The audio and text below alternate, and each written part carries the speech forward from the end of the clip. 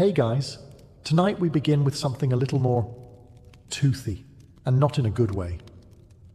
We're diving into the gruesome, nerve-rattling world of medieval dentistry, a time when teeth were pulled with iron pliers, everyone had halitosis, and anesthesia was just a strong prayer and a mug of ale. So before you get comfortable, take a moment to like the video and subscribe, but only if you genuinely enjoy what I do here.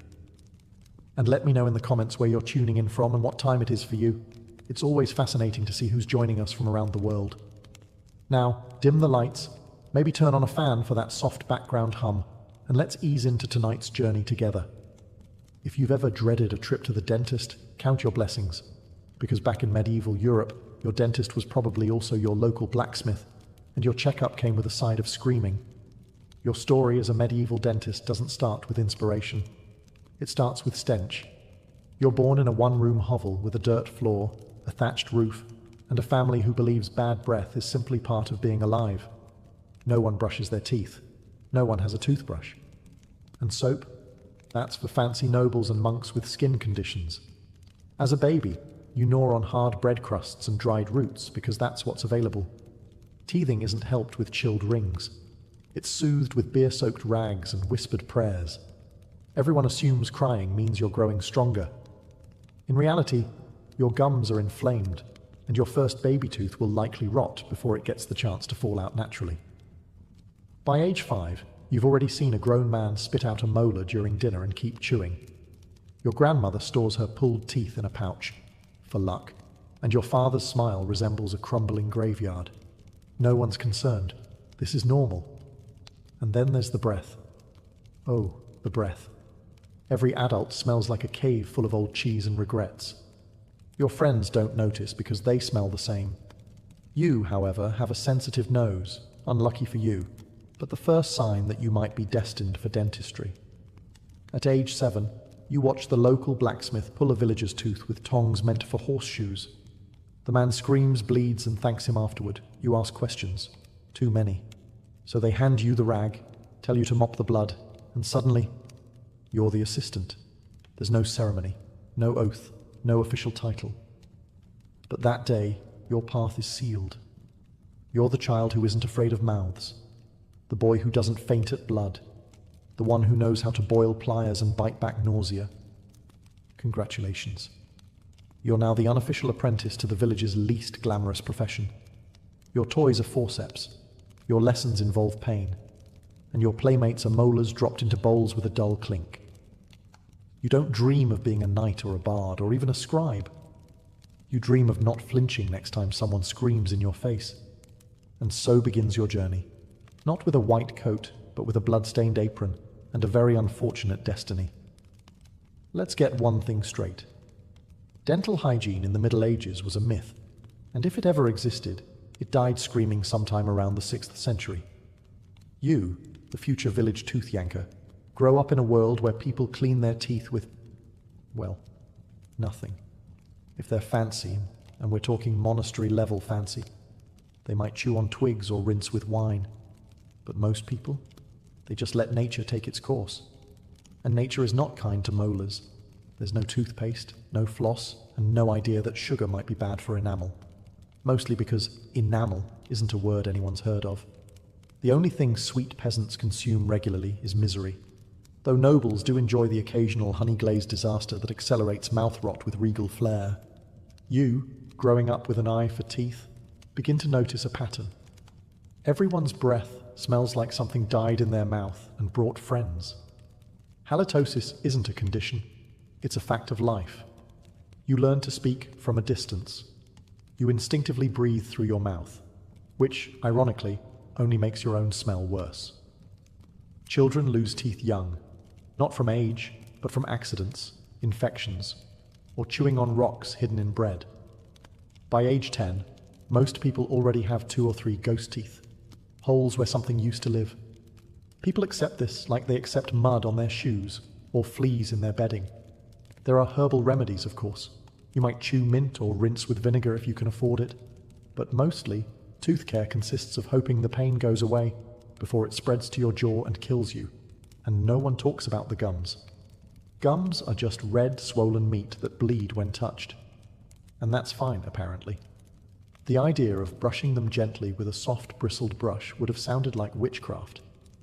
As a budding medieval dentist, you begin cataloguing this horror with fascination.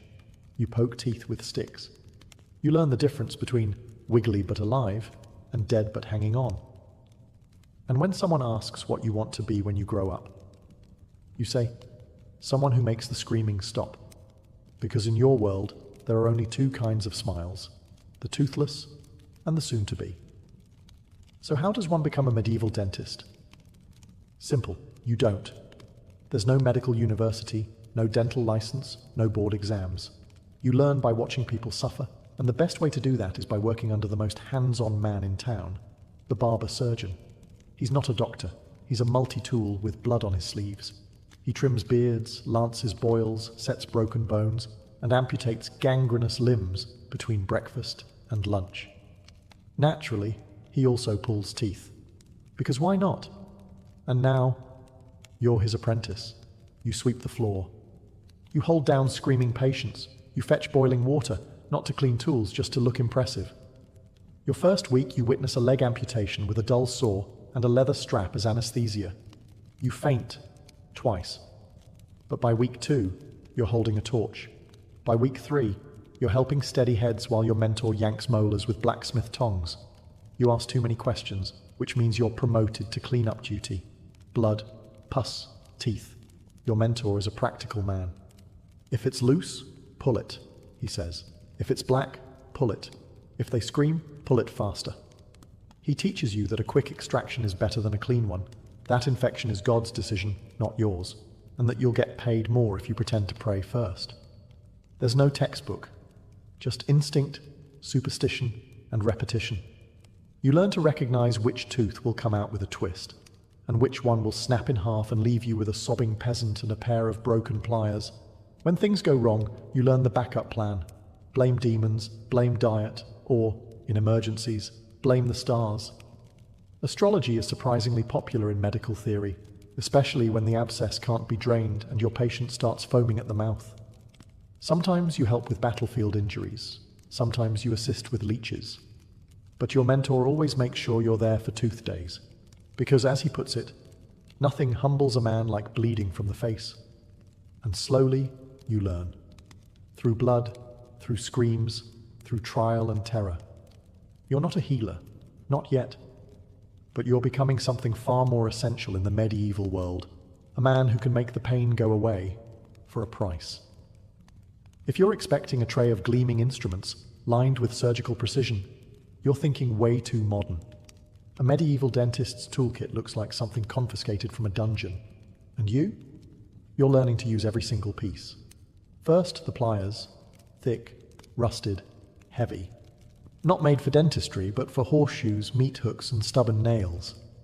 The handle smells of old sweat and iron. The grip. Questionable.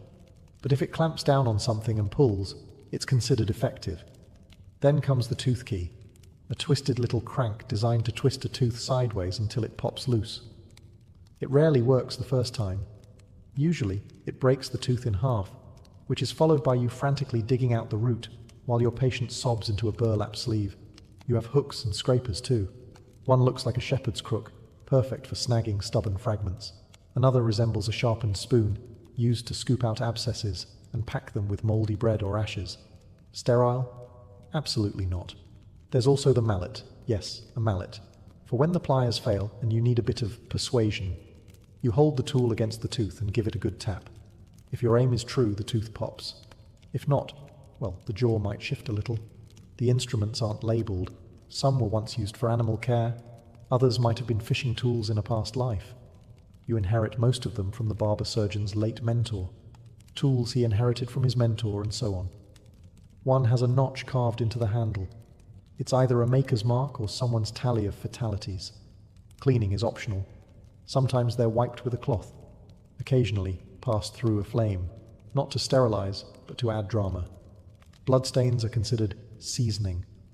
Your job is to keep the tools organized, cleanish, and ready at a moment's notice. When someone walks in clutching their jaw, the last thing they want is delay. They want you to pull something.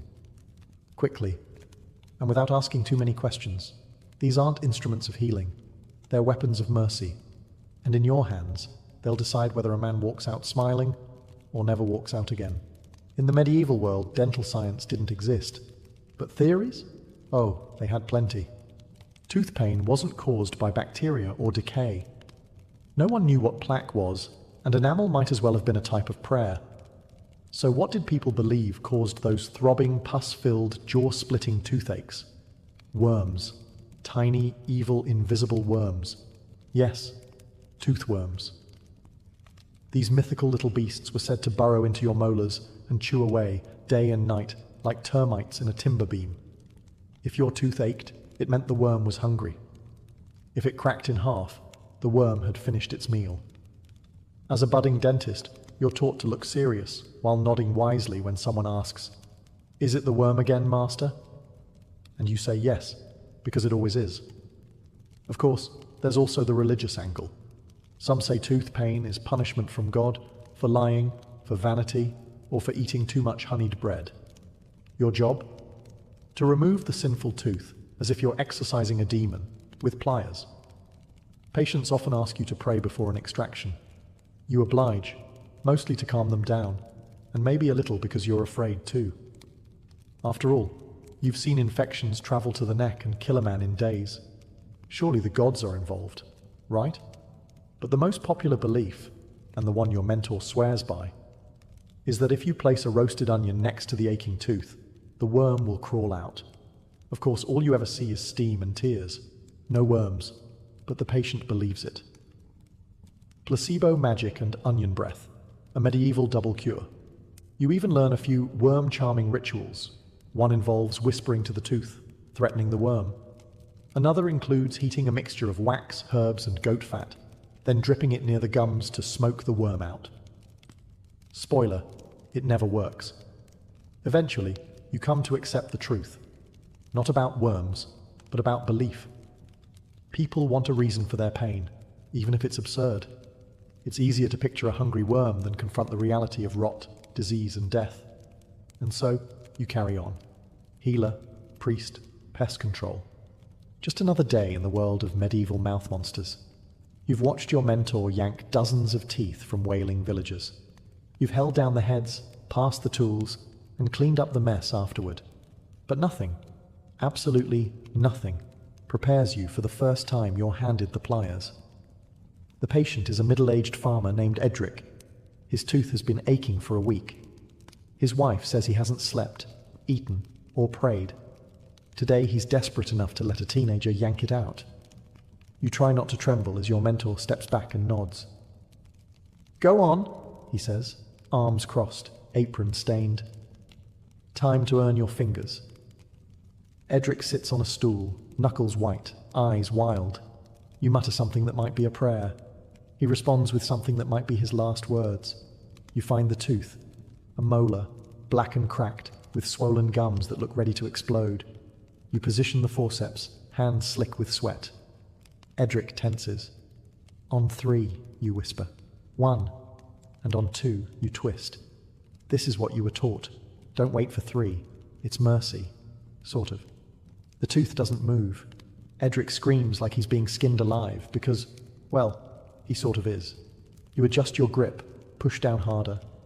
You hear a sickening crack, and for a moment you think you've done it, until half the tooth comes out, and the rest stays buried like a jagged little dagger. Your mentor sighs. Keep going. The next few minutes are a blur of blood, curses, twisting metal, and panic. You finally wrench out the last fragment, nearly falling backward with the force. Edric slumps forward, face pale, mouth flooding with red. You've done it. Your hands are shaking. Your apron looks like you've murdered a pig. And yet, Edric is alive. Sobbing, sure, but grateful in that dazed, pain-shocked way that only a medieval peasant can be. You clean the wound with wine, pack it with herbs, and wrap his head. He thanks you with a bloody smile. You try not to cry or vomit. Maybe both. Later, your mentor slaps your back. "Not bad," he says. "You only cracked the jaw a little." You sleep that night with the tooth in your pocket. Your first trophy, your first scar. Once you've pulled a few teeth, You start to notice something that never goes away. Not in the workroom, not on your clothes, not even when you dream. It's the smell. At first it creeps up on you, a faint sourness in the air. You assume it's the stew boiling next door, or maybe your mentor's feet. But then you realize it's coming from mouths. Rotting teeth have their own stench, a gag-inducing cocktail of pus, blood, fermented food, and the unmistakable tang of necrotic flesh. Every time a patient opens wide, it hits you like a wall, and it stays with you. It soaks into your apron, your hair, your fingernails. You start to notice other things too. The smell of fear. It's real, sharp and metallic, especially when your patient is sweating through their tunic, eyes darting, knuckles white on the arms of the chair. Fear makes people stink in a very particular way. It mixes with the tooth rot, the garlic breath, the damp wool, and the faint aroma of hopelessness. No candle or herb bundle can cut through it. You stop trying. You also start keeping track of how many people pass out before the pliers even touch their mouth. You learn to catch heads before they fall. You get good at predicting who will scream, who will faint, and who will try to run. You have a rope for that now. Standard practice. Sometimes the rot is so advanced, the tooth crumbles under your tool like moldy bread. What comes out isn't a tooth. It's a memory of one, blackened and soft, a fragment of a past meal and a future infection. You try not to breathe too deeply, but it's no use. The smell is part of you now. You leave the workshop, and people instinctively take a step back. Children cry when you pass. You've become an olfactory omen. One day, a merchant you helped weeks ago walks past you in the market. He nods politely, then holds a cloth over his nose.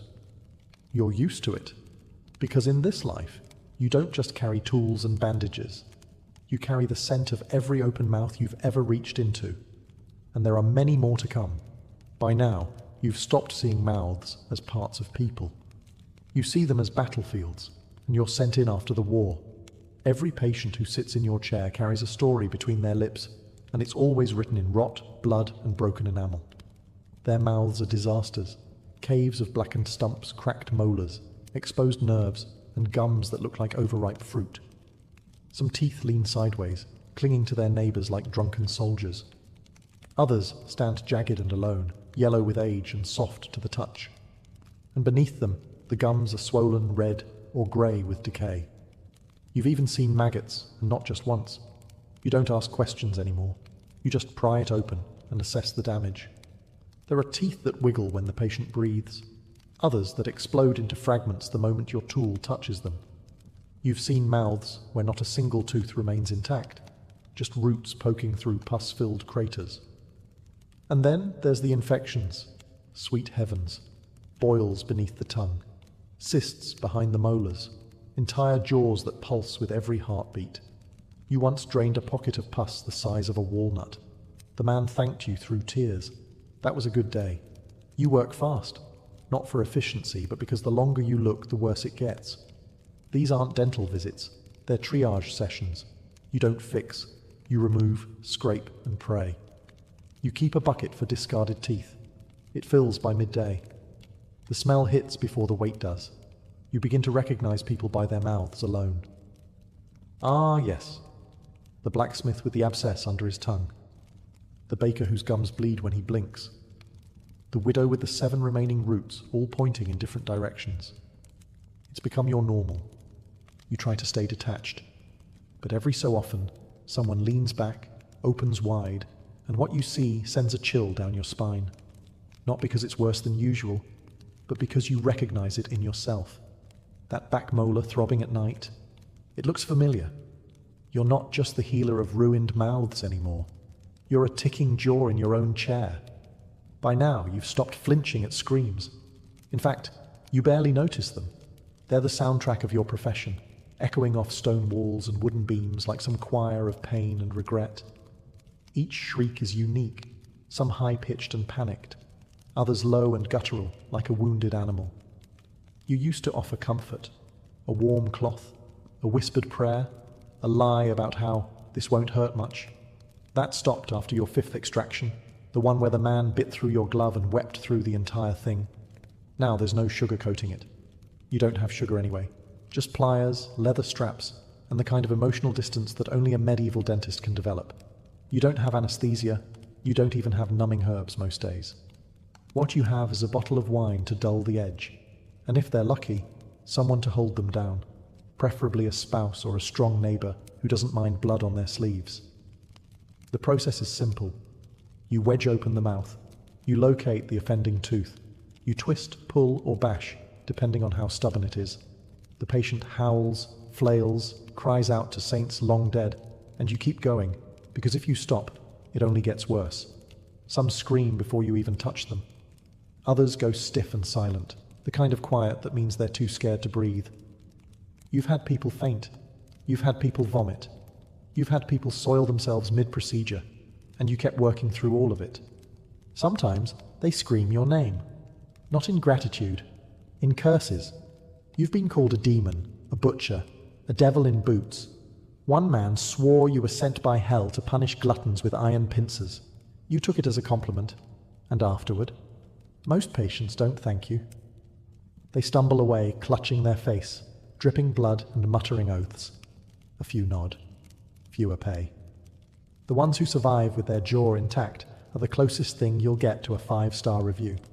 But no one forgets you. Because in a world without comfort, you're the one who trades pain for slightly less pain. And people will always scream for that. It was bound to happen eventually. You've handled dozens, maybe hundreds, of screaming, flailing patients. You've dodged knees, elbows, and even one accidental headbutt from a panicked nun. But nothing prepares you for the bite. It starts like any other procedure. A local miller, sweating and snarling through a swollen cheek, comes in holding his jaw like it's going to fall off. "Just get it out," he growls. Classic tough guy. You position him, say your usual half prayer, and start inspecting the molar. A real mess. Black, cracked, barely holding on. You don't even need the pliers yet. You just poke around with your finger to check movement. That's when it happens. He clamps down, hard. Your finger is caught between two rotting teeth, and suddenly you understand what real pain feels like. You scream, he screams, someone else in the waiting room screams out of sympathy. You try to pull away, but it's too late. His jaw locks with desperation. He's not attacking you. He's panicking. But your skin doesn't care about intentions. It's breaking. Blood fills your glove. Your mentor rushes in, tries to pry his mouth open with the blunt end of the tooth key. It works, eventually. You stagger back, holding your hand like it's made of fire. One of your fingertips is torn, the nail half gone. Your hand swells immediately. There's no antiseptic, of course. Just wine, boiled water, and the hope that God's not in a vengeful mood today. You wrap it tight and keep going. There are still 5 more extractions on the schedule, and you need the coins. By nightfall, your hand is red and throbbing. Infection sets in fast, because, surprise, human mouths are full of horrors. You develop a fever. For 2 days, you hallucinate conversations with the Virgin Mary about molars. Eventually, you recover, mostly. Your finger never bends quite right again. A reminder. The miller? He sends you bread once a year, guilt-ridden and toothless. From then on, you work differently, faster, more cautious, and you start using a metal probe instead of your finger to test a loose tooth. Because in your line of work, the most dangerous bite isn't the dog's. You'd think the nobles, with their silk robes and feathered hats, would have better teeth. They don't. In fact, the wealthier they are, the worse their mouths tend to be. Why? Because they can afford luxuries the poor never taste. Sugar, candied fruits, imported wines, and pastries so sweet they practically melt the enamel off your teeth on contact. You're summoned to manor houses and castles, where the floors are polished but the smiles are horrifying. Behind powdered faces and perfumed robes lurk mouths in full rebellion, abscesses the size of walnuts, gums like bruised fruit, and teeth so blackened you wonder if they've been cursed. And yet, the nobles expect grace, elegance, discretion. They sit on velvet cushions while you kneel beside them, peering into the jaws of what looks like a battlefield soaked in honey and rot. They want you to work quietly, quickly, and, if possible, without telling them exactly what you're removing. One noblewoman insists her tooth is only resting improperly. You remove it in 3 bleeding pieces. They don't scream like peasants. No, they groan theatrically. They faint with a flourish. They complain that the herbal rinse is too bitter or the linen too scratchy. One lord demanded you stop the extraction so he could compose himself with a poem. And then there's the cosmetic dentistry, because if a noble loses a front tooth, it must be covered or replaced. You've packed gaps with wax, painted teeth with white lead, which, yes, is toxic, and once carved a fake canine from ivory that promptly fell out during a banquet. They pay well, at least. Coins, chickens, rings, even a cloak once, though it smelled like wet dog. But they also expect favours, secrets kept, and egos stroked. You don't mind.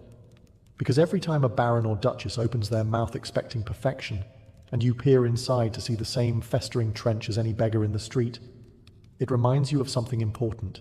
Decay is democratic. It doesn't care how rich you are. And you? You're the great equalizer. Pliers in hand, ready to remind everyone that beneath the silk and titles, they all rot the same. By this point, your reputation precedes you, but not in the way you hoped. You walk into a tavern, and conversations die. Children duck behind their mothers. A man once spit at your feet and crossed himself, muttering something about plague demons. Another carved a charm to wear around his neck to ward off your curse. You're not a hero. You're not even a healer. You're the tooth man. And that means something dark. To the villagers, you're a necessary evil, like famine or taxes. They come to you only when the pain outweighs their terror. No one visits a medieval dentist casually. They wait until they're desperate, delirious, half hollowed out by infection. Then they appear at your door, trembling, hat in hand.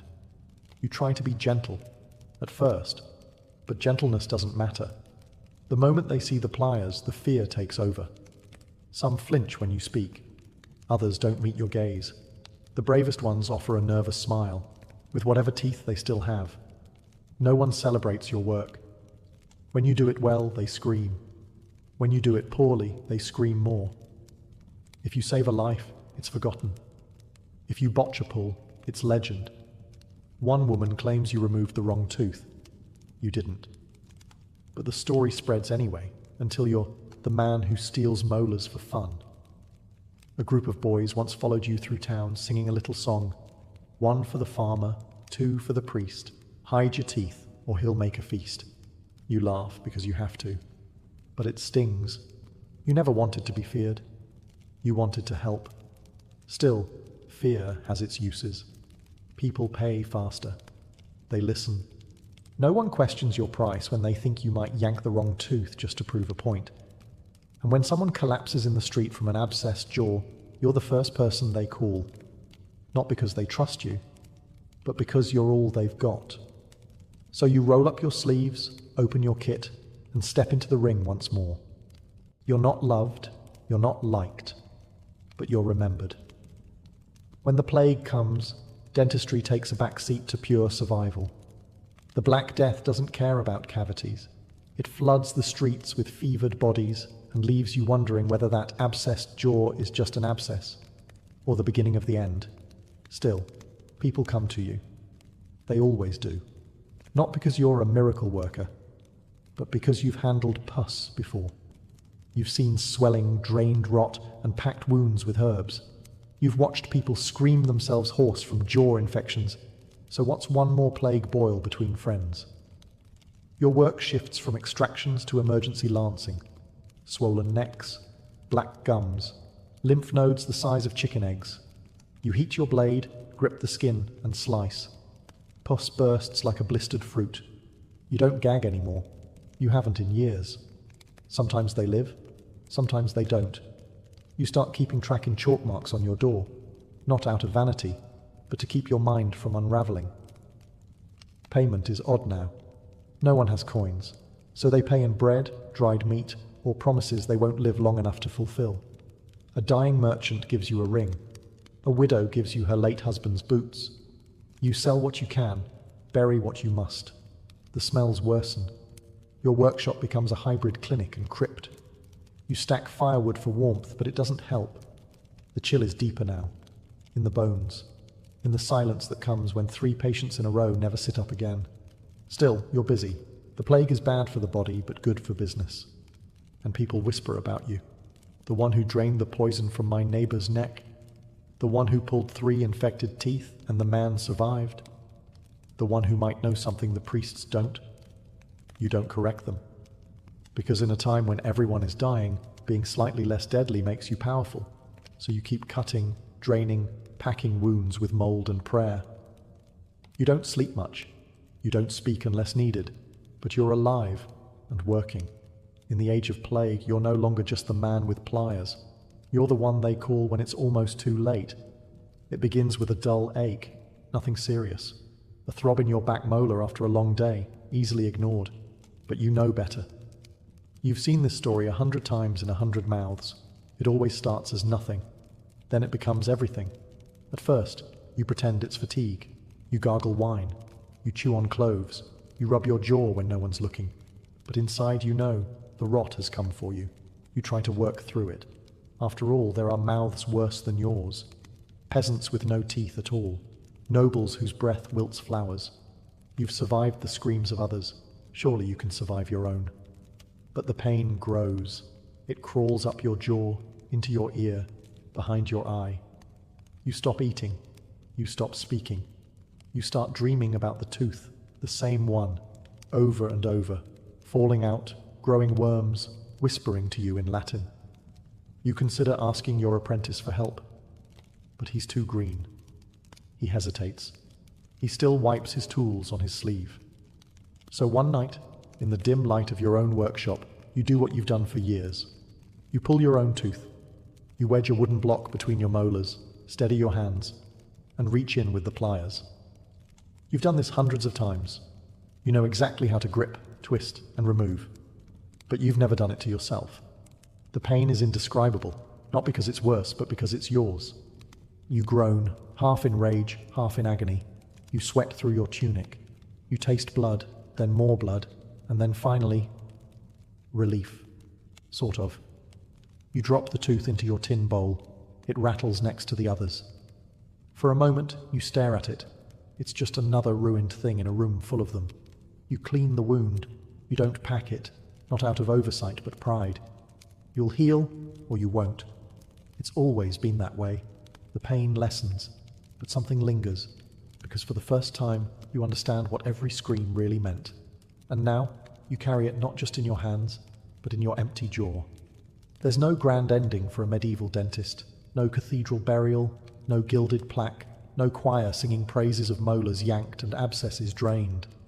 Just an old man in a blood-stained apron, stooped over his bench, tools worn down to crooked metal nubs.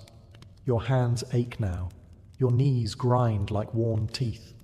Your vision blurs in the evenings, and your ears ring with echoes of 1,000 past screams. The patients still come, but you move slower. You speak less.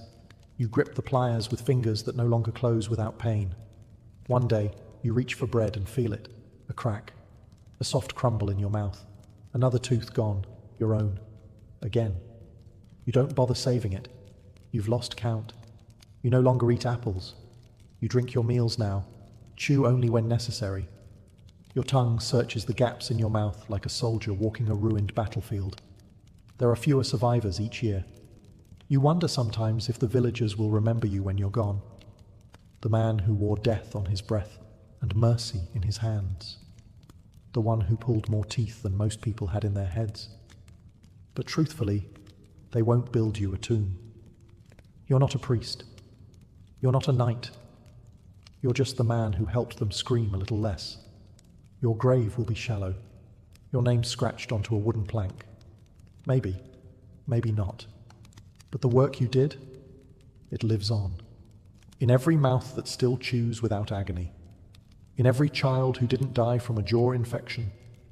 In every noble who hid their rot behind a painted smile and never once said thank you. And in the bucket of teeth beneath your workbench, a quiet monument to a life of blood, rust, and nerve. When you die, there will be no mourning procession. Just a silence in the workshop and a smell that lingers for a day too long. Eventually, someone else will pick up the pliers. Someone younger, hungrier, less haunted. The screams will return. But for now, your hands go still, your breath fades, and somewhere in the village, a child will feel a sharp pain in their tooth. They'll ask, "Where's the man who makes it stop?" But you'll be gone. No tombstone, just gums. Before silk, before linen, before anything remotely resembling a fashion statement, there was just skin. Human skin, exposed to sun, wind, cold, insects, and every other force nature could throw at us. In the earliest chapters of human history, clothing wasn't about style, it was about survival. The very first humans lived in harsh, unforgiving environments, and they had to get creative fast if they wanted to make it through the night. The solution? Whatever was lying around, animal hides from the hunt, flexible tree bark, woven reeds, and even grass twisted into primitive belts and skirts. It wasn't pretty, but it worked. And it was here, in this primal moment, that clothing was born. These weren't outfits, they were shields. The fur of a predator might keep you warm in winter, but it also made you smell like a meal to the next lion that came sniffing. Still, for early humans, warmth outweighed aesthetics. We wrapped ourselves in raw skins, tied them together with sinew or vines, and hoped for the best. But over time, even these crude covers started to take on symbolic meaning. The man wearing the biggest bear hide?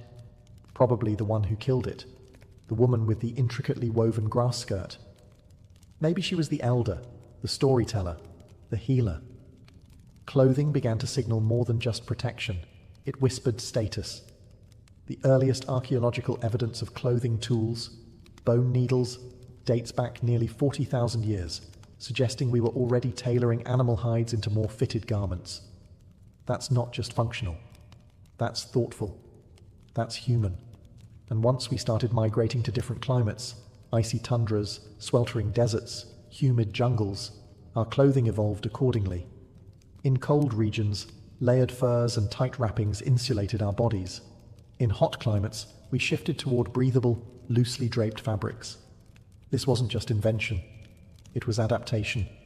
So, while it's tempting to imagine early humans running wild and free, the reality is far more practical. From the moment we began covering ourselves, clothing became our first form of technology, a quiet revolution in fiber and fur, sewn together with necessity and just a hint of early pride. And this was only the beginning. When we think of ancient Egypt, we picture pyramids, golden masks, and jackal-headed gods. But look closer, and you'll notice something else. Everyone's dressed impeccably in linen. Not silk, not wool. Linen. And not just any linen. Smooth, bleached, and immaculately pleated. Egypt's hot, dry climate made linen the ideal fabric. It was light, breathable, and could be worn in layers without trapping too much heat. Made from the flax plant, linen took serious effort to produce. First, the flax was harvested, soaked, and beaten into submission, then spun into fine threads, and finally woven into fabric. This wasn't casual wear. Linen was labor-intensive and therefore valuable. Pharaohs wore it, priests wore it, and even the dead wore it, mummified in layer after layer of carefully prepared linen wrappings. Egyptians believed clothing mattered not just in life, but in death. Your outfit helped secure your identity in the afterlife. A well-wrapped mummy wasn't just fashionable, it was spiritually fortified. Social status was literally woven into what you wore. The elite flaunted semi-transparent linen tunics, often pleated or dyed white, a color associated with purity and divine power. Ordinary workers wore simpler kilts, sometimes little more than a wrapped cloth tied with a belt, but they too appreciated linen's cool elegance. Children often wore nothing until puberty, but even their first cloth marked a rite of passage. Jewelry, of course, completed the ensemble. Wide collars of faience and gold, lapis lazuli amulets, beaded sandals.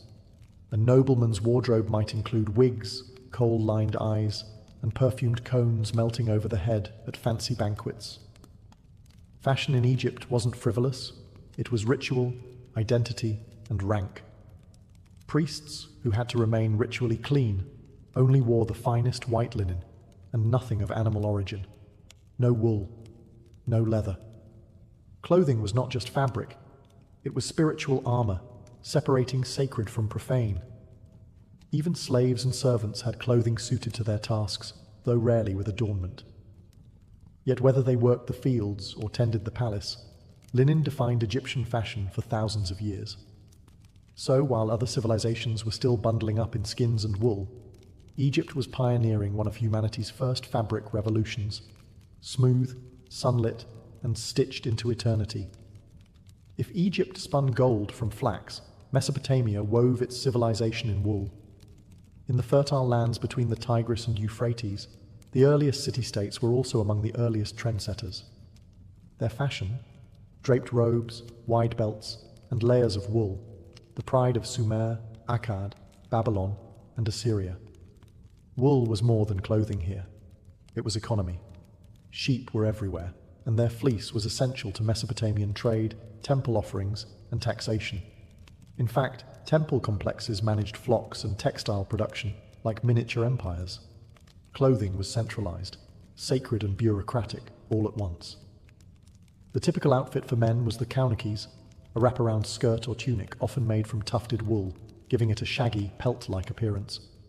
At first glance, it looked like someone skinned a sheep and wore it untrimmed. That's not far from the truth. But over time, it became a stylized, ceremonial garment, even a royal one. Kings, priests, and deities were often depicted in kaunakes robes, indicating its prestige. Women's garments were similarly draped but sometimes extended to the ankles with one shoulder exposed, practical yet refined. These outfits weren't sewn or tailored like Egyptian linen.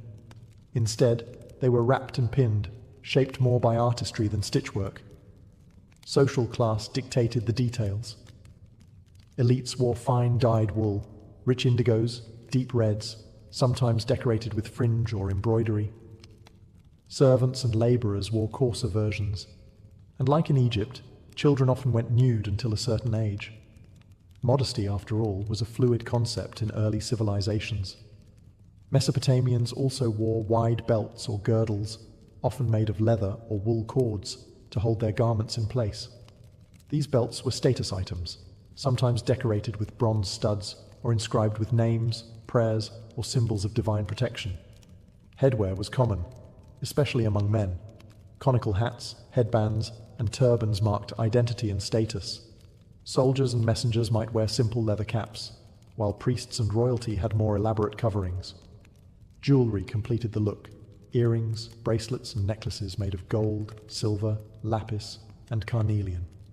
Even the poorest often wore at least a simple bead or amulet for protection. So while Egypt flowed with linen, Mesopotamia strutted in wool, raw, warm, and weighty with meaning. Their draped style wasn't just about fabric. It was about power, piety, and the world's first wardrobes. While Egypt mastered linen and Mesopotamia flaunted wool, the people of the Indus Valley quietly revolutionized clothing with something soft, breathable, and shockingly ahead of its time: cotton. Yes, actual spun and woven cotton. And they did it over 5,000 years ago. Centered around cities like Mohenjo-Daro and Harappa, the Indus Valley civilization left behind no grand temples or royal tombs. But it did leave hints of a highly organized, hygienic, and fashion-conscious society. Their clothing was clean, minimal, and functional, perfectly suited to the hot, humid climate of what is now modern-day Pakistan and northwest India. The evidence we have comes from terracotta figurines, seal impressions, and some impressively detailed sculptures. Men typically wore a short kilt or wrapped cloth tied at the waist, while women draped longer garments, sometimes over one shoulder. Think of it like an early ancestor of the sari. Both sexes wore minimal but elegant clothing, always suited for movement and the heat. And yes, they were the first civilization known to cultivate cotton. This wasn't just resourceful, it was revolutionary. Cotton's breathability and softness made it ideal for daily life, especially in contrast to the heavier animal-based fibers of other regions. The Indus people spun it, wove it, and likely dyed it using natural pigments, perhaps indigo or turmeric, both of which were available in the region. Simplicity didn't mean dullness. Many figurines show women adorned with elaborate jewelry, bangles up the arms, earrings, and beaded necklaces. Hair was often styled or braided, and decorative combs and cosmetic containers have been found in excavations, hinting at daily grooming rituals. There's even a famous bronze sculpture known as the Dancing Girl, dating back to around 2500 BCE. She wears nothing but a handful of bangles, yet her pose, confidence, and adornment say everything about the cultural comfort with both grace and minimalism. What's striking is how little waste and excess seem to have defined Indus fashion. There was no obsession with grandiosity, just well-made, locally sourced, climate-appropriate clothing that fits seamlessly into daily life. No gold-studded robes or thick layers, just the elegance of clean lines and clever fabric. In the quiet streets of Harappa, fashion wasn't loud, but it was years ahead of its time. By the time the Minoans rose to prominence around 2000 BCE on the island of Crete, fashion had taken a dramatic leap from modest functionality to something far more expressive, and frankly, fabulous. The Minoans didn't just wear clothes to survive the Mediterranean climate, they used clothing to dazzle, to move, to seduce, and perhaps most importantly, to dance. Minoan clothing was light and colourful, tailored not just for heat but for visual drama. Men typically wore loincloths or kilts, sometimes elaborate with patterned sashes, other times bare-chested with tight belts to emphasize the waist. But it was the women's fashion that truly stole the show. Depictions from Minoan frescoes, such as those at Knossos, show women wearing garments unlike anything seen in other ancient cultures.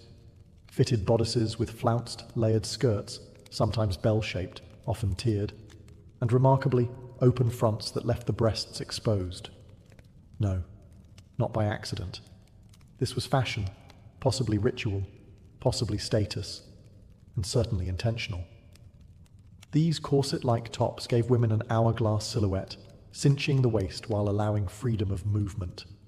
The skirts swung dramatically with every step, especially during the athletic dances and religious ceremonies Minoans were famous for. Clothing here wasn't static, it was kinetic. Every layer, fold, and color played with motion. The fabrics were likely linen or wool, dyed in bright blues, reds, yellows, and purples using plant-based pigments. Decorative borders, embroidery, and perhaps even imported threads added visual interest. Minoan tailors clearly understood flair. They weren't just cutting cloth, they were sculpting identity. Both men and women wore jewelry, necklaces, bracelets, and elaborate earrings, often made of gold, silver, and semi-precious stones like carnelian and turquoise.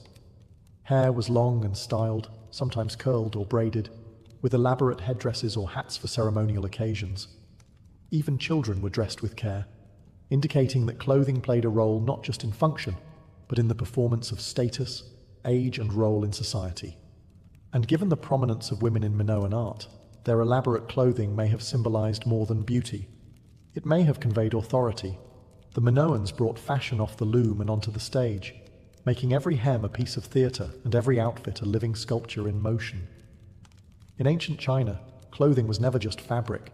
It was philosophy, hierarchy, and an instrument of imperial control. And at the heart of it all, silk. Glorious, shimmering silk, so prized that people once believed it was spun from the gods. In truth, it came from the humble silkworm, but the impact of its discovery would ripple across continents and centuries. The origins of silk date back to the Neolithic period, with the earliest confirmed evidence from around 2700 BCE. According to legend, Empress Lezu was the first to unravel a cocoon that had fallen into her tea, discovering the delicate filament within. Whether true or not, silk production quickly became one of China's most guarded secrets. Revealing how to make it? Punishable by death. By the Shang and Zhou dynasties, silk had already become the hallmark of Chinese sophistication. Unlike rough wool or stiff linen, silk flowed, light, cool, and luminous.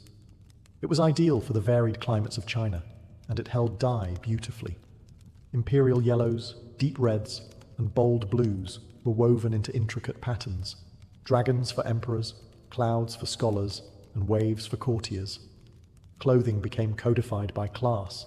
The more silk you wore, the higher your rank. The cut, color, and even sleeve length could signal everything from your social station to your job. Commoners were forbidden from wearing certain colors or weaves, while members of the nobility floated through palaces in robes that practically whispered power with every step. The Han Dynasty, 206 BCE, 220 CE, elevated silk to a diplomatic weapon. Bolts of silk were traded with nomads, offered as tribute, and eventually sent westward along the Silk Road, giving the route its name. Chinese clothing, especially among elites, now featured wide-sleeved robes, sashes, and multiple layers.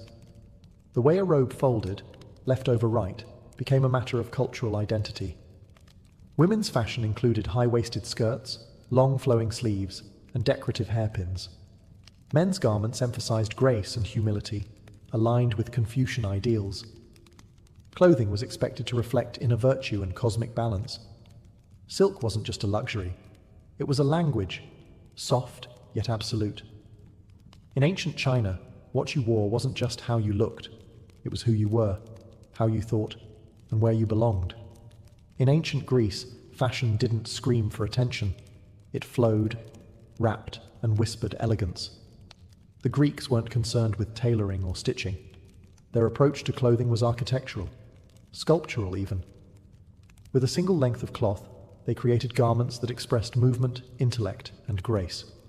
No scissors, no seams, just geometry, drapery, and a deep respect for form. The foundational Greek garment was the chiton, a rectangular piece of linen or wool, folded and pinned at the shoulders with brooches or fibulae, then belted at the waist. Depending on the material and drape, the chiton could be light and breezy or formal and layered. Men wore it knee-length, women ankle length. It was a canvas of identity, adaptable to age, gender, and occasion.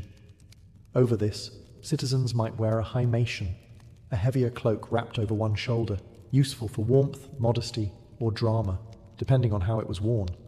Think of it as a wearable toga, a symbol of dignity and contemplation, often associated with philosophers, statesmen, and elders. The Greeks believed that clothing should mirror inner virtue. Simplicity was celebrated. Extravagance was frowned upon, especially in Athens, where public modesty was a civic virtue. Spartan men were even stricter, often going barefoot, cloaked in coarse red wool, emphasizing austerity over appearance. But don't let the simplicity fool you. Greek garments could be stunning. Wealthier citizens wore dyed and embroidered chitons in saffron, indigo, or crimson, adorned with meander patterns and mythological motifs. Jewelry, hairstyling, and cosmetics enhanced the overall look. Women decorated their hair with ribbons, tiaras, or intricate braids. Men groomed their beards with as much pride as their rhetoric. Footwear was optional. Sandals were common, but many Greeks preferred to go barefoot, especially in temples or at symposia. Clothing wasn't just for covering. It was a conversation with society. A well-draped himation could express nobility. A disheveled chiton might signal mourning or madness. Greek statues, often modeled after living people, preserved the folds of these garments in marble. Even gods wore chitons and cloaks, reminding mortals that beauty lay in form, not flash. In the end, Greek fashion wasn't about what you wore, but how you wore it, with thought, with poise, and above all, with philosophy woven into every fold. If the Greeks draped their identity in flowing elegance, the Romans tailored theirs into order. Roman clothing wasn't just about comfort or beauty. It was law, rank, and Romanitas stitched together. What you wore in Rome told the world exactly who you were, how much power you had, and even where you could sit in the Senate. The most iconic Roman garment was the toga, a massive semicircular woolen cloth, up to 20 feet long, wrapped meticulously around the body. It was bulky, impractical, and required practice to wear properly. But that was the point. Only male Roman citizens could wear the toga. It was a symbol of Roman citizenship, and by extension, Roman superiority. Togas came in different styles and colors depending on your status. The toga virilis was plain white, worn by adult male citizens. The toga praetexta, with a purple border, was for magistrates and certain priests. And the toga picta, dyed entirely purple with gold embroidery, was reserved for emperors and triumphant generals. Purple dye, derived from the murex sea snail, was so expensive it was essentially worth its weight in gold. But most Romans didn't wear togas every day. The tunic, a simple belted garment made of wool or linen, was the daily go-to, short for men, long for women.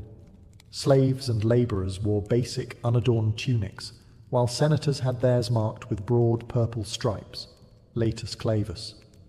Even the width of a stripe could separate a senator from a knight.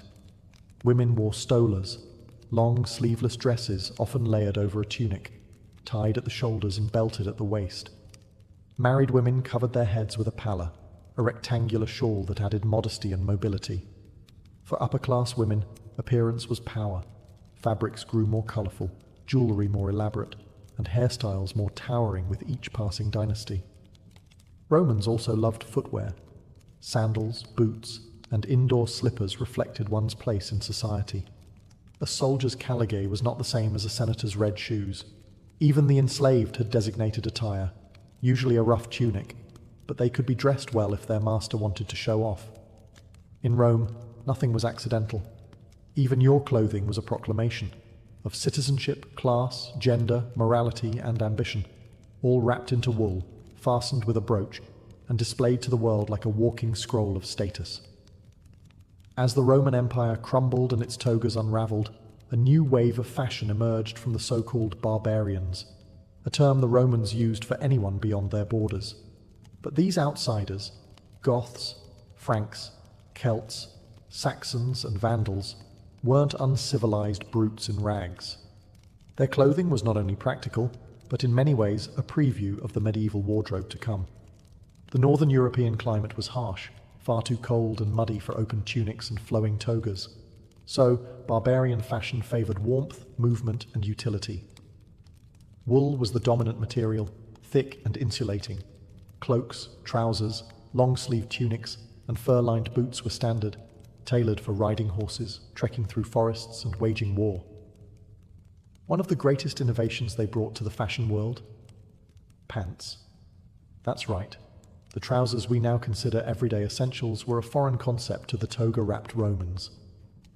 Initially viewed with disdain, pants became indispensable as Roman soldiers adopted them while fighting in colder regions. Eventually, they spread into common use throughout Europe. Men wore bracca, a form of early trousers, with a tunic and often a belt or leather harness across the chest. Women wore layered wool dresses with long sleeves, often cinched at the waist, and draped cloaks fastened with ornate brooches or pins. Colourful dyes were popular, reds, blues, and greens derived from plants and minerals, and patterns like checks or stripes began to appear, foreshadowing Celtic tartans. Clothing also communicated allegiance and tribe. Brooches, belt buckles, and fibulae were not just functional. They bore symbols of lineage, mythology, or rank. The Celts, for example, created intricate metalwork that blended art with attire. Hair and grooming varied, long hair and beards for warriors, braided styles for women, and even facial tattoos in some Celtic tribes. Jewelry made of bronze, amber, and glass was common, worn by both genders. By the time the Western Roman Empire fell, the so-called barbarian dress had laid the foundation for medieval European clothing, layered, woolen, and built for real life. Less about ceremony, more about survival, but still rich with meaning, beauty, and cultural pride. And so, from the linen kilts of pharaohs to the woolen cloaks of kings-to-be, ancient clothing stitched together far more than bodies. It wove together entire civilizations. Queen Tati was born into a world on fire, not with flames, but with ambition, betrayal, and the slow grind of empires locking horns over the fragile spine of the Levant. The Amuru kingdom, her homeland, was not a mighty empire like Egypt or the Hittites. It was small, fragmented, and perpetually caught in the middle of bigger powers that viewed it less as a sovereign nation and more as a useful buffer zone. Situated in what is now western Syria and northern Lebanon, Amuru was a land of hills, trade routes, and competing loyalties.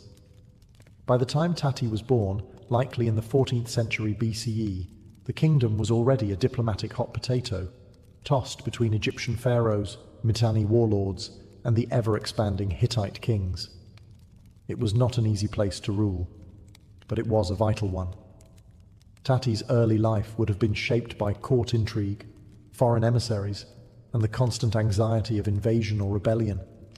Whether she was born into the royal house or married into it, she would have been trained in the arts of diplomacy, survival, and ceremonial leadership from a young age. In Amuru, a queen wasn't just ornamental.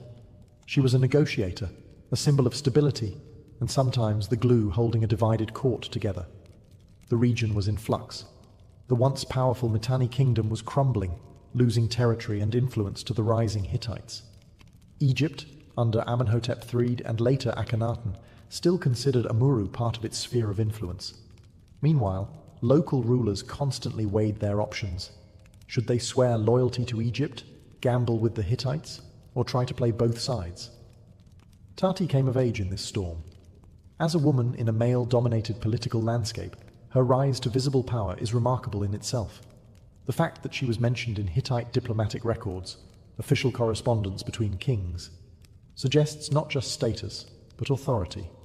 She wasn't a background figure. She was at the table.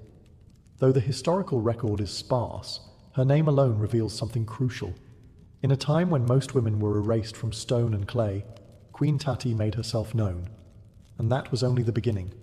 In the world of the late Bronze Age, diplomacy was often brutal, and alliances rarely lasted longer than a harvest season. Yet Queen Tati appears in the historical record not as a footnote, but as a named political actor, something almost unheard of for a woman in this era. She is referenced in Hittite diplomatic archives, specifically in the correspondence surrounding the fate of Amuru. That she is mentioned at all tells us volumes. The context of her appearance in these records is significant. Around the time Tati rose to power, Amuru's ruling elite had to decide: stay loyal to the faltering Egyptian grip or align with the rising Hittite empire. This was no small choice. Egypt had long claimed Amuru as a vassal territory. The Hittites, however, were expanding aggressively and beginning to peel off Egypt's northern allies one by one. It's within this dangerous political game that Tati's name emerges. The Hittites were negotiating terms with the leadership of Amuru, and Tati was involved. Some interpretations of the Hittite texts suggest that she may have acted as a regent or co-ruler, perhaps during a time of succession crisis, or possibly even as the widow of a former king. In any case, her role wasn't ceremonial. She had enough clout that the most powerful empire in the Near East at the time, the Hittites, had to acknowledge her. Tati's political weight also points to something more profound: the flexible and pragmatic nature of power in Amuru.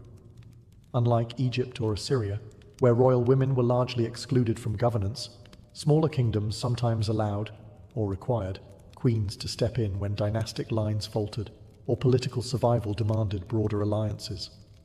We don't know what Tati looked like. We don't have statues, busts, or paintings. But in the dusty lines of clay cuneiform, we find something better: evidence of her influence. She stood in an arena of kings, ambassadors, generals, and warlords, and held her own. In an age when marriages brokered treaties and betrayal was always one banquet away, Tati's presence in diplomatic documents shows she wasn't a pawn. She was a player. To understand Queen Tati's world is to enter a whirlwind of power politics. Her kingdom, Amuru, sat like a fragile stone between three grinding tectonic plates: the Hittite Empire rising from Anatolia, Egypt reigning from the south, and the crumbling Mitanni kingdom to the east. Tati's rule unfolded in the shadow of their rivalries, each one casting a different kind of threat or opportunity. Egypt, under the late 18th dynasty, had long considered Amuru part of its imperial network.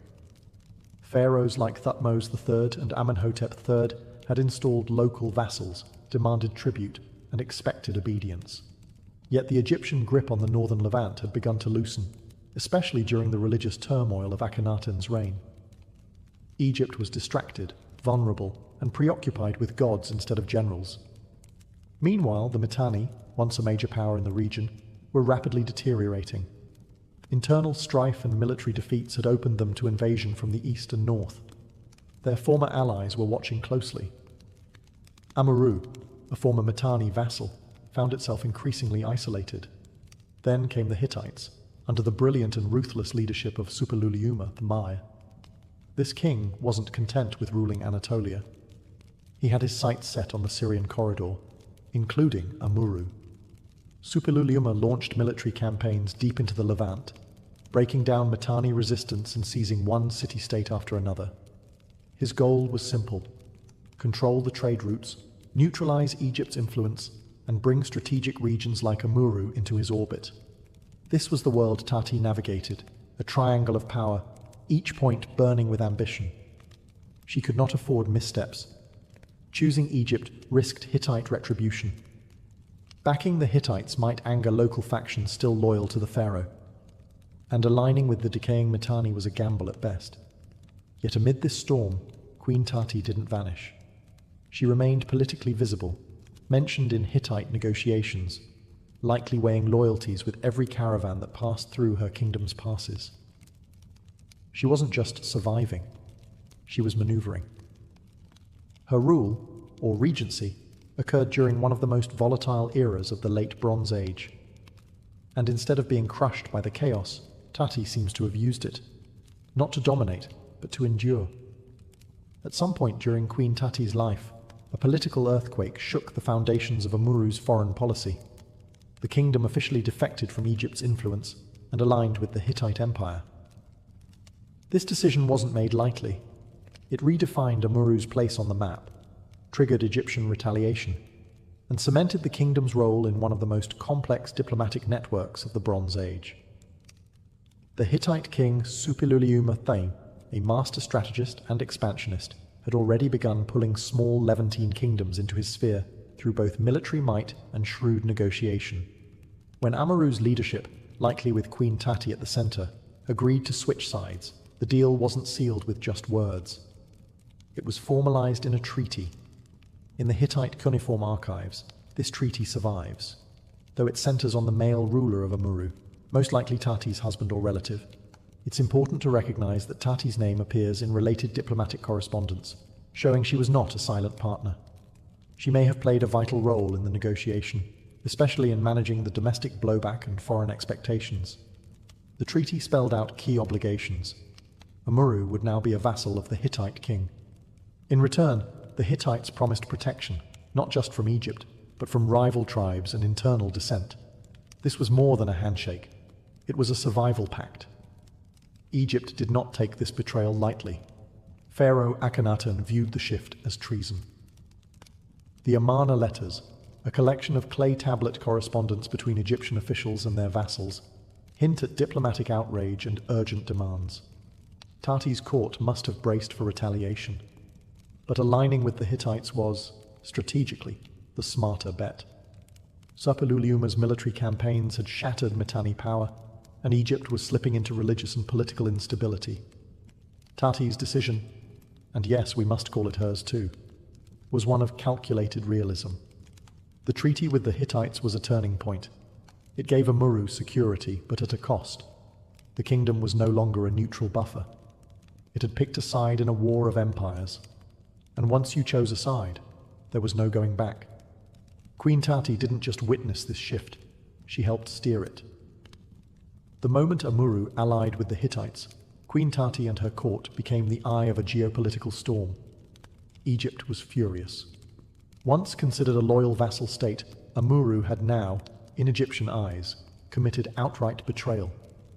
And betrayal in the Bronze Age didn't just provoke letters, it provoked retaliation. The Amarna letters, the cache of diplomatic correspondence between Egyptian pharaohs and their vassals, reflect this tension. Egypt accused Amuru's leadership of treachery, questioned their honor, and demanded obedience. While Tati's name isn't front and center in these texts, the fact that she appears in Hittite records during the same period suggests she was deeply involved in the storm behind the scenes.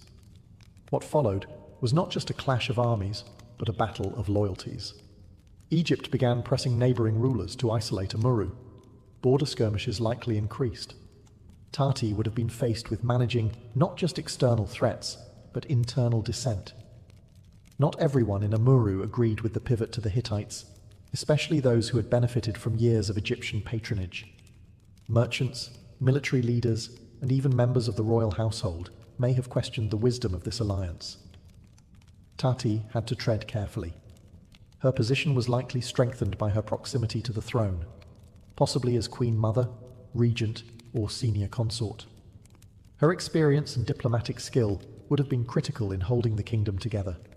She wasn't just navigating battlefield strategy, she was managing the emotional landscape of betrayal, the breakdown of generations-old alliances, and the psychological toll of war. But betrayal can also be a path to reinvention. By siding with the Hittites, Amurru gained a new identity, not as a minor client of Egypt, but as a key Hittite ally in the Levant. This repositioning came with economic benefits too. Trade routes shifted, Hittite merchants and envoys arrived. Roads were secured under new terms. For Queen Tati, the aftermath of betrayal was survival under pressure. Her legacy, preserved only in fragments, is one of tightrope diplomacy. She didn't have the luxury of certainty. Every decision could spark invasion or civil unrest. Yet, amid the chaos, she endured. And in the Bronze Age, enduring was often the greatest form of victory. In an age where most queens were unnamed, unseen, and largely forgotten by official records, Queen Tati of Amurru left behind something extraordinary, a name carved into clay. Her appearance in Hittite diplomatic archives is more than just a footnote. It's a rare glimpse into the agency and influence of a Bronze Age woman on the world stage. Tati is mentioned in the context of treaties and letters between Amurru and the Hittite Empire, particularly under the reign of Suppiluliuma I, the master tactician of Anatolia. These records, preserved on cuneiform tablets found in the royal archive of Hattusa, show that Tati was more than a ceremonial figure. She was either directly involved in diplomatic dealings or wielded enough power that her presence had to be acknowledged. One specific letter describes the political situation in Amurru following its defection from Egypt. In it, Tati is named alongside other political actors, suggesting she had a voice in how the kingdom positioned itself, responded to crises, and managed its alliances.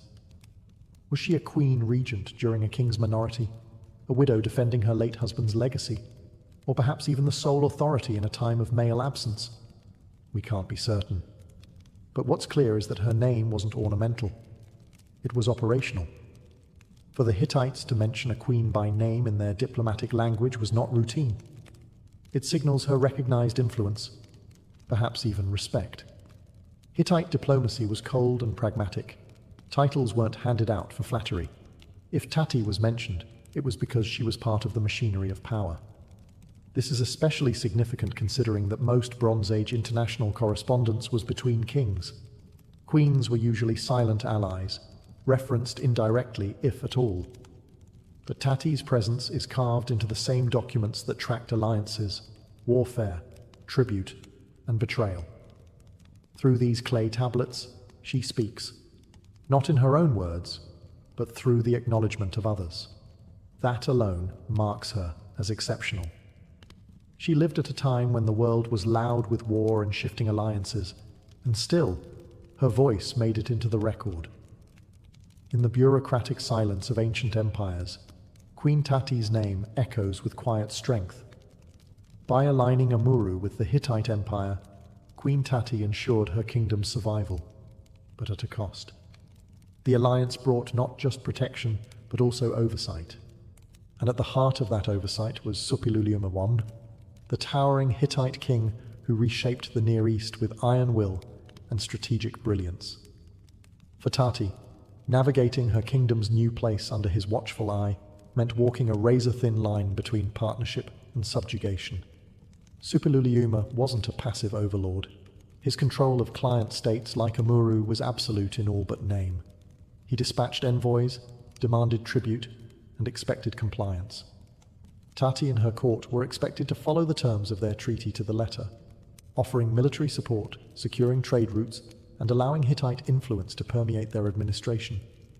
It's likely that Tati had to host Hittite advisors at court, perhaps even see Hittite troops stationed nearby. Her decisions, foreign and domestic, were no longer entirely her own. But she wasn't powerless.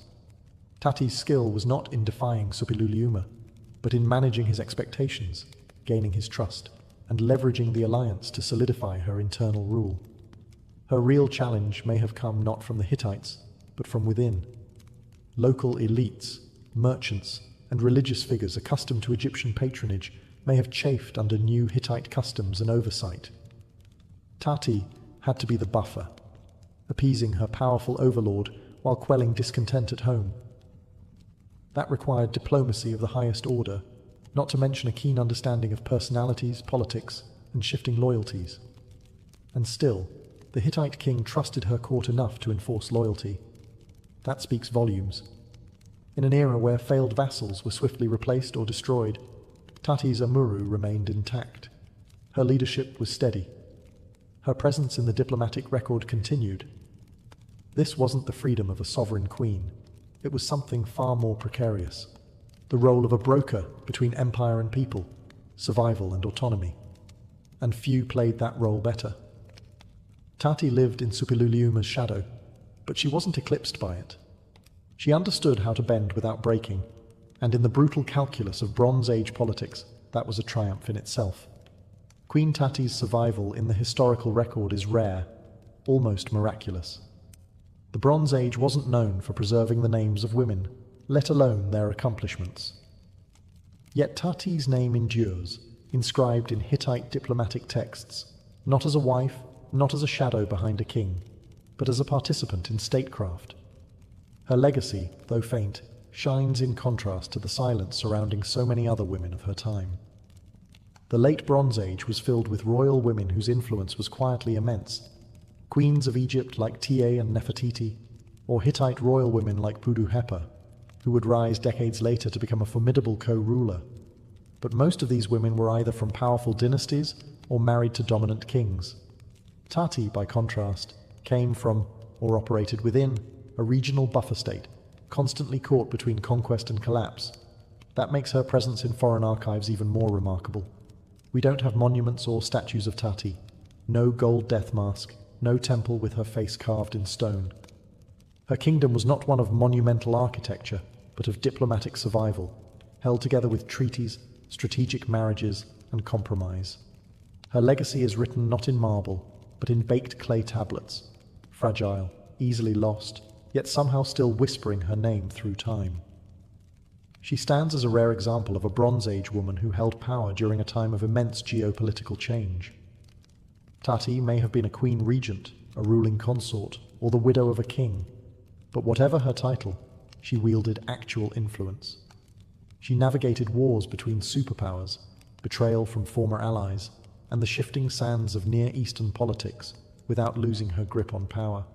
And even more importantly, her story challenges the notion that ancient women were always passive figures behind male rulers. Tati was neither passive nor forgotten. She was named, recorded, and remembered, however briefly, by scribes who usually wrote only of kings. Her story reminds us that history is often unfair in its memory, but not always blind. Some voices, even faint ones written in clay, can still echo through the ages. Queen Tati's final years are cloaked in silence. The records that mention her fall away, and the clay tablets that once preserved her name give way to more ominous signs. The signs of a world beginning to unravel.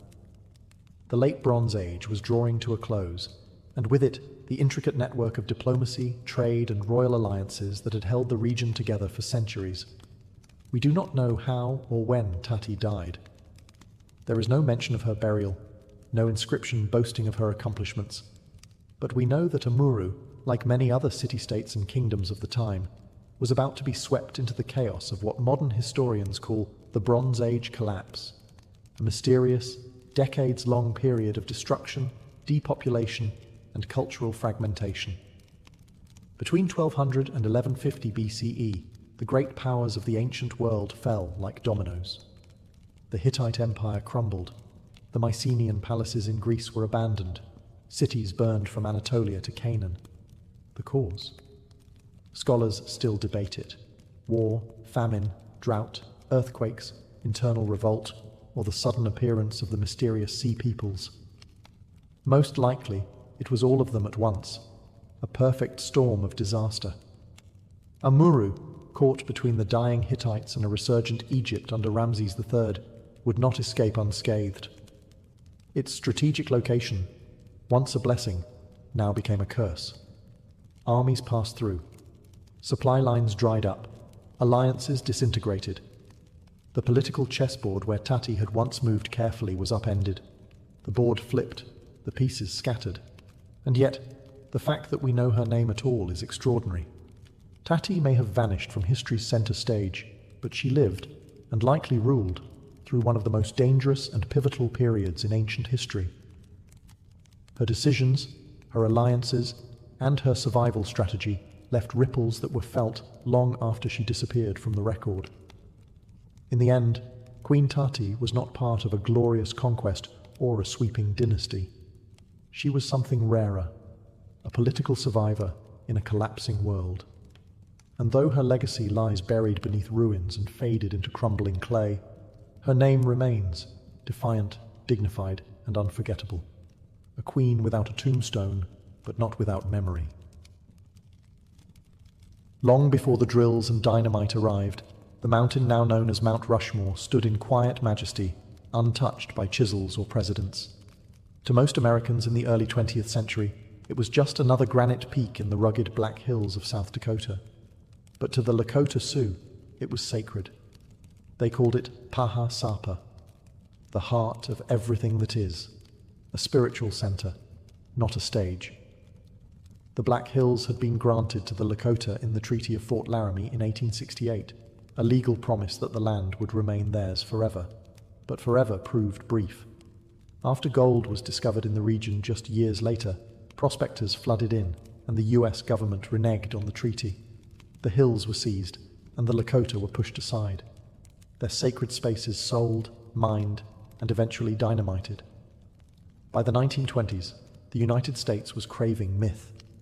The trauma of World War I had passed, but a new kind of identity crisis had emerged, one defined by modernity, rapid industrial change, and the search for a unifying national story. Against that backdrop, a South Dakota historian named Doane Robinson came up with a bold idea: carve giant figures of American heroes into a mountainside to attract tourism and celebrate the country's greatness. Robinson originally envisioned Western figures, Lewis and Clark, Red Cloud, Buffalo Bill.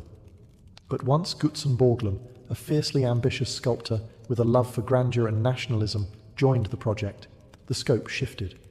Borglum proposed something far more dramatic: the faces of 4 US presidents, carved at monumental scale into the granite cliffs. The mountain chosen for the project was not selected by accident. It offered solid granite, high visibility, and favorable sun exposure. But it also stood on land taken from indigenous people, a fact ignored or dismissed by the project's boosters. At the time, the mountain didn't even carry its now famous name in Lakota tradition. Mount Rushmore was a colonial label, coined after a visiting New York lawyer in 1885.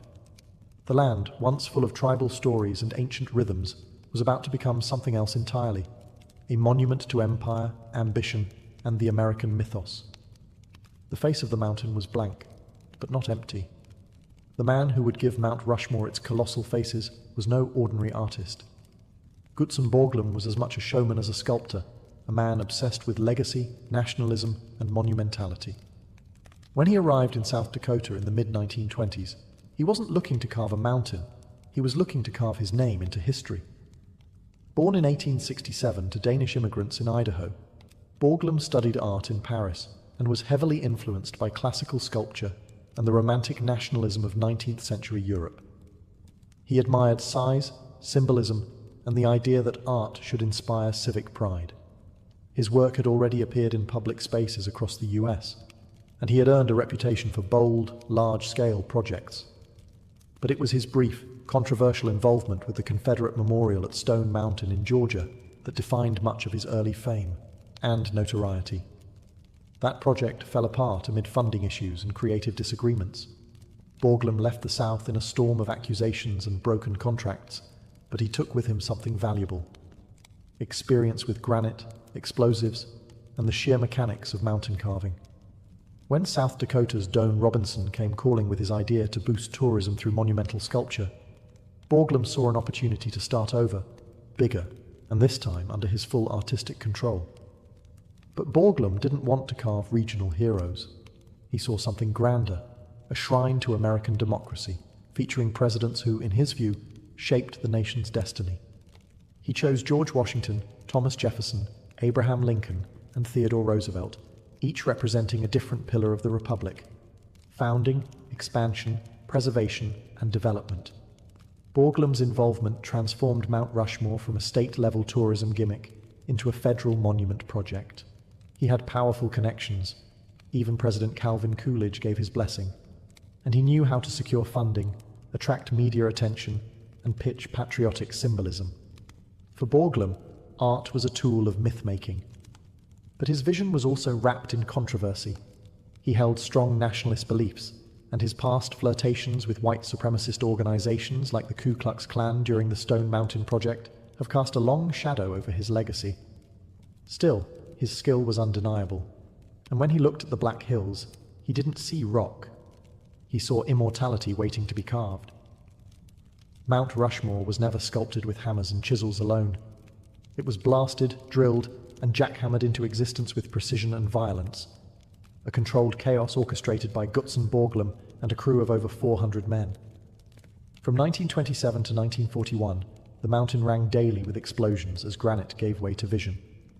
Work began with George Washington's face, chosen both for symbolism and practical reasons. Washington's likeness, at over 60 feet tall, would become the template for the rest. But carving a mountain isn't like shaping marble. Granite is hard, unforgiving, and prone to fractures. To make it work, Borglum and his team relied on an unusual blend of artistry and engineering. The process began with dynamite. Blasting crews used carefully calculated charges to remove massive amounts of rock, shaving away the mountain's bulk in layers. After the blasts, drillers and point men would climb scaffolding hundreds of feet above the ground to refine the shapes with jackhammers and hand tools. Men dangled from ropes, carving eyebrows and noses from sheer cliffs. It was skilled labor, dangerous and often deafening, but also oddly intimate. Each face took years to complete, and mistakes could not be undone. Despite the scale, the tools were shockingly ordinary. Workers used basic equipment, powered by compressors and ingenuity. Safety was a concern, but remarkably, no one was killed during the 14 years of construction, a fact Borglum proudly touted. Many of the workers were miners, stonecutters, or unemployed laborers from the Great Depression. For them, it was a job, a paycheck, and a piece of history. Progress was slow, and funding was inconsistent. The Great Depression hit just as the project got underway, leading to delays and the constant need for federal support. Borglum, ever the political operator, secured New Deal funding and used patriotic rhetoric to keep momentum alive. As each president's face emerged, first Washington, then Jefferson, Lincoln, and finally Roosevelt, the mountain transformed into a national myth. It wasn't just about likeness, it was about idealism. These were not men, they were symbols, carved from the same rock as the country's founding myths. But behind every blast and chisel stroke was a contradiction, a monument to freedom, carved into stolen land by men working through economic despair. To millions of visitors, Mount Rushmore is a patriotic symbol, a shrine to democracy carved in stone. But to the Lakota Sioux, it is a wound. The monument was carved into the Black Hills, or Pahasapa, a place held sacred by the Lakota long before the first dynamite charge ever echoed through the cliffs. For them, this wasn't just granite. It was holy. The 1868 Treaty of Fort Laramie had guaranteed the Black Hills to the Lakota people in perpetuity. But when gold was discovered in the region just a few years later, the US government tore up that agreement. Soldiers came, settlers followed. The land was seized, and with it, the heart of Lakota cultural and spiritual life. By the time Gutzon Borglum arrived with blueprints and scaffolding, the Lakota had already lost more than territory. They had lost trust in every treaty ever signed. And then, as if to twist the knife, the faces of 4 American presidents were chosen to be carved into the hills, including George Washington and Thomas Jefferson, 2 men associated with indigenous displacement and the expansion of settler colonialism. From the Lakota perspective, Mount Rushmore isn't a tribute, it's a desecration. It represents broken promises, land theft, and the ongoing erasure of native sovereignty. And it stands in contrast to the nearby peak of Thunderhead Mountain, where another colossal carving, the Crazy Horse Memorial, was later commissioned by Lakota leaders as a counter-monument, still unfinished but growing year by year. The Lakota weren't consulted when Mount Rushmore was proposed. Their protests were ignored.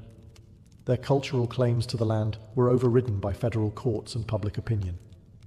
Even today, they continue to assert their rights through activism, legal challenges, and symbolic acts, like the 1980 Supreme Court ruling in United States versus Sioux Nation, which acknowledged that the Black Hills were taken illegally. The Lakota were awarded compensation, but they've refused the money. They want the land back. So, while Mount Rushmore may seem silent and immovable, it is layered with unresolved conflict. It is not just a monument, it is a mirror. And depending on where you stand, what you see reflected can look like pride or pain. The face of George Washington was the first to emerge from the granite, a 60-foot portrait of the man often called the father of the nation. Gutzon Borglum chose Washington to symbolize the birth of the United States, its revolution, its ideals, and its earliest identity as a new republic. But as the granite was blasted away, the face that appeared was more than a likeness. It was mythology made stone. Washington's carving began in 1930 and set the tone for the rest of the monument. His face required years of work, from explosives to fine chiseling, and was unveiled in stages. Borglum insisted that the facial expression project calm authority, a vision of timeless leadership. The symmetry had to be flawless. The nose alone was over 20 feet long. Next came Thomas Jefferson, originally intended to be carved to Washington's right. But the granite proved too unstable, and the partially carved face had to be blasted away. Jefferson was relocated to Washington's left, and construction restarted from scratch. It was a setback that cost time, money, and morale. But eventually, Jefferson's visage appeared, staring with distant determination over the Black Hills. Jefferson was chosen to represent the expansion of the United States, particularly through the Louisiana Purchase. But his inclusion carries weight beyond politics. Jefferson was a complex figure, a writer of liberty, yet an owner of slaves, a visionary Democrat, yet a man who viewed indigenous lands as territory to be absorbed by the growing American state. Carving these two founders into Lakota sacred land was not just symbolic, it was inflammatory. Washington had overseen military campaigns against native tribes. Jefferson had authored policies that encouraged westward settlement, laying the groundwork for decades of displacement. Yet to many Americans, these men stood for reason, freedom, and the Enlightenment values that shaped the Republic. Borglum saw in them a pantheon of American gods. He wanted their faces to outlast centuries, to gaze upon the nation's future with ageless authority. And with Washington and Jefferson complete, Mount Rushmore had begun to take its shape, a sculpture not only of four men, but of the story America tells about itself. Whether you see founders or conquerors depends on which side of history you're standing. With Washington and Jefferson complete, Mount Rushmore was already becoming a national icon. But Gutzon Borglum wasn't finished. To complete his vision of America's evolution, he turned next to Abraham Lincoln and Theodore Roosevelt, two presidents chosen not for their proximity to the founding, but for how they steered the country through crisis and transformation. Abraham Lincoln, the third face carved, was Borglum's personal favorite. He admired Lincoln as a unifier, the man who preserved the Union during the Civil War and ended the institution of slavery. To Borglum, Lincoln symbolized the preservation of the nation. His face, somber and sunken-eyed, presented the weight of leadership during the country's darkest hour. Carving Lincoln's face into the granite took years, from 1937 to 1939, and required immense attention to detail. His deeply set eyes, high cheekbones, and signature beard were etched slowly, often by hand with pneumatic hammers. Then came Theodore Roosevelt, a more unconventional choice at the time. Borglum selected him to represent the development of modern America, its industrial might, economic ambition, and growing global presence. Roosevelt had been a personal friend of Borglum's, and his progressive reforms, trust-busting campaigns, and environmental conservation efforts made him, in Borglum's eyes, the ideal figure of dynamic leadership. Roosevelt's face, carved snugly between Lincoln and Jefferson, was a technical challenge due to its recessed position and thick-rimmed spectacles, a detail carefully shaped into the stone using metal rods to suggest the lenses. His inclusion was controversial. Critics argued that Roosevelt hadn't yet earned a place alongside the other giants of American history. But Borglum insisted and prevailed. Together, Lincoln and Roosevelt completed the four-part narrative: birth, expansion, preservation, development. It was a chronological march through American ambition, as seen through the eyes of its most powerful leaders. But each of these men, particularly Lincoln and Roosevelt, had complicated legacies involving indigenous policy, imperialism, and internal strife. Still, their faces, now larger than life, were intended to be permanent. They were carved to endure thousands of years. And as their stone expressions took shape, Mount Rushmore stopped being just a work of art. It became a symbol, not of who these men were, but of what the country wanted them to be. Building Mount Rushmore wasn't just an artistic feat, it was a political hustle. From its inception, the project was entangled in the currents of American nationalism, economic desperation, and bureaucratic red tape. Carving four colossal faces into a mountain required more than vision. It required money, a lot of it, and Gutzon Borglum was relentless in chasing every dollar. When work began in 1927, the economy was still booming. But just 2 years later, the Great Depression hit and funding dried up across the country. Infrastructure projects collapsed, banks failed, and bread lines formed. Yet Mount Rushmore kept going. Why? Because Borglum understood the power of spectacle and the politics of pride. He pitched the monument as more than a tribute to presidents. He sold it as a shrine to democracy, a symbol of hope in a time of despair. He lobbied Congress, courted presidents, and spoke to anyone who would listen. Borglum wasn't just an artist, he was a propagandist, and Mount Rushmore was his stage. In the 1930s, the federal government, under Franklin D. Roosevelt and the New Deal, began pouring money into public works. Borglum secured federal funds through the National Park Service, which transformed the monument from a regional curiosity into a national project.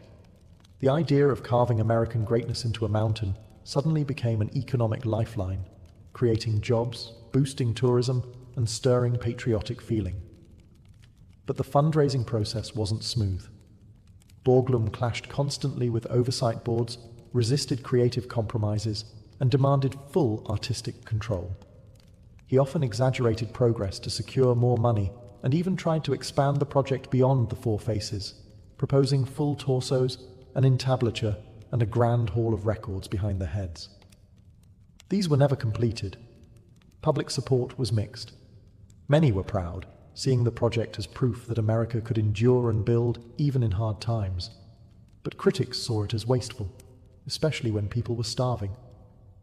Others questioned the political motives behind choosing these particular presidents, all white, all male, all emblematic of expansionist policies. Still, the money kept coming. The dream, though expensive and flawed, marched on. For Borglum, every dollar raised was a vote of faith, not just in his monument, but in the American myth it was meant to immortalize. By the late 1930s, Mount Rushmore was taking shape. 3 presidents complete, a 4th underway, and the scaffolding still rising. But then, in March of 1941, the monument's creator, Gutzon Borglum, died suddenly from complications following surgery. He was 73 years old. The man who had dreamed, fought, and blasted this vision into stone was gone, and the project was left without its driving force. Borglum's death sent a wave of uncertainty through the project. He hadn't just been the sculptor, he had been the architect, the fundraiser, the public face, and the visionary who tied it all together. Without him, there was no one who held the same combination of artistic clarity and political savvy. There were blueprints, yes, there were plaster models, but the energy was gone. His son, Lincoln Borglum, took over the project, a quiet, dedicated man who had worked under his father's supervision for years. He was capable and committed, but far less grandiose. While Gutzon dreamed of full torsos, inscriptions, and elaborate finishing details, Lincoln took a more practical approach. With time running out and funding tight, he focused on completing Roosevelt's face and securing the site. Then came another blow: World War II. As America turned its attention overseas, priorities shifted. Federal funding was reallocated to the war effort. National sentiment moved from monuments to mobilization. Suddenly, there were more urgent things to build than statues. By October 31st, 1941, the work officially stopped. The carvings were left as they were, incomplete by Borglum's original design, but still monumental. The planned Hall of Records, meant to house American documents and ideals, remained a hidden chamber behind Lincoln's head, unfinished and unused. Only decades later would a sealed repository of historical documents be placed there. And yet, even in its incomplete state, Mount Rushmore stood as a finished idea.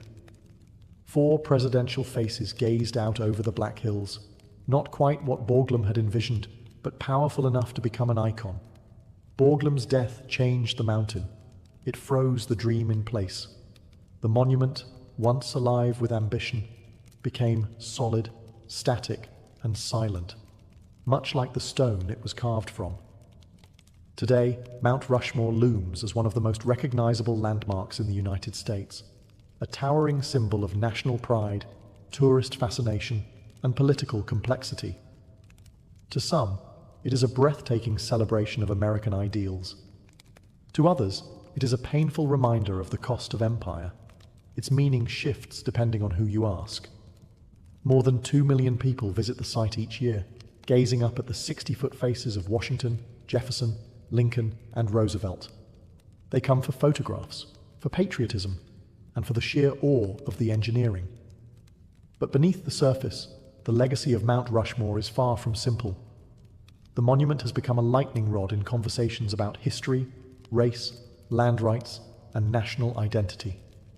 Critics argue that it glorifies presidents who oversaw the expansion of the United States at the direct expense of Native American nations, carving their faces into Lakota sacred land that was seized in violation of federal treaties, is seen by many as a lasting injustice. For the Lakota, Mount Rushmore is not a monument to liberty. It's a scar. At the same time, the monument has been fiercely defended by those who see it as a testament to American perseverance, a product of ingenuity and grit during the Great Depression, and a tribute to leadership. It has appeared in films, advertisements, textbooks, and political rallies, often as a shorthand for America itself. Even presidents have weighed in. Ronald Reagan called it a monument to American exceptionalism. Barack Obama visited the site and acknowledged its beauty while noting its contradictions. Activists have protested there. Tourists have proposed marriage there. It is a place of pilgrimage, both sacred and contested. Meanwhile, the unfinished Hall of Records, tucked behind Lincoln's head, now holds copies of the Declaration of Independence, the Constitution, and a short biography of Borglum. They rest in a titanium vault, sealed inside a mountain, meant for future civilizations to find.